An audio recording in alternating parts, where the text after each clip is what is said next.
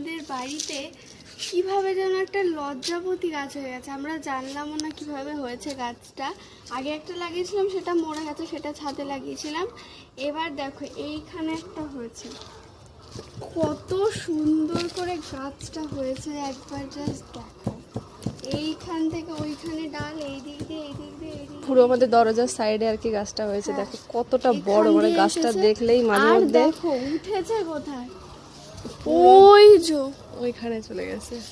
মানে এটা হচ্ছে হাসনা হেনা। হাসনা হেনার অনেক বড় লম্বা ডাল হয়েছিল, এখন কেটে দেওয়া হয়েছে। দেখো কত সুন্দর হয়েছে গাছটা। আর এদিকে লজ্জাবতী গাছটা তো মাঝে মধ্যে দেখি, এই দেখো মনটা পুরো ভরে যায়। দেখো কত সুন্দর হয়েছে গাছটা।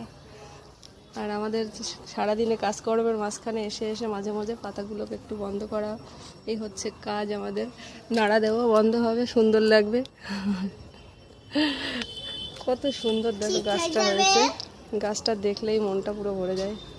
দেখো এমনি এমনি বন্ধ হচ্ছে, কি সুন্দর।